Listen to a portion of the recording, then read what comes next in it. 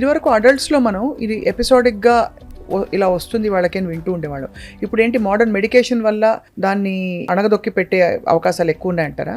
So డెఫినెట్గా ఇప్పుడున్న advanced medications వల్ల ఫ్రీక్వెన్సీ అంటే సీజర్ ఫ్రీక్వెన్సీ పెరుగుతుంది. బట్ స్టిల్ వాళ్ళ డ్రగ్ కాంప్లియన్స్ అవన్నీ అవేర్నెస్ వల్ల డ్రగ్స్కి అంటే మెడిసిన్స్కి బాగా కరెక్ట్గా టైంకి తీసుకోవడం వల్ల ఇప్పుడు అన్ని కాంప్లికేషన్స్ అనేటివి రావట్లేదు. డెత్స్ డ్యూ టు ఎపిలెప్సీ కూడా తగ్గింది. బట్ స్టిల్ సీజర్స్ అనేటివి కంటిన్యూనే అవుతుంది. రైట్. ఇంట్లో ఫర్ ఎగ్జాంపుల్ మీరు వోల్టేజ్ ఎగ్జాంపుల్ ఇచ్చారు. స్టెబిలైజర్ పెడతాం మామూలుగా, మనకు వోల్టేజ్ ఫ్లక్చుయేషన్స్ అలా అమాంతరం రాకుండా.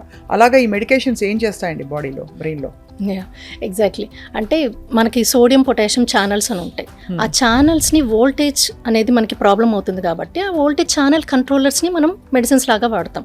Like sodium valproate, sodium channel blockers, lamotrigine, lacosamide. Different మన మెకానిజం ఎక్కడ అబ్నార్మల్ ఉందో ఆ మెకానిజంని టార్గెట్ చేస్తూ ఈ మెడిసిన్స్ వర్క్ అయ్యాయి అనుకోండి. సో అండర్లైన్ కాజ్ అనేది మనం ఖచ్చితంగా సబ్సైడ్ చేయొచ్చు.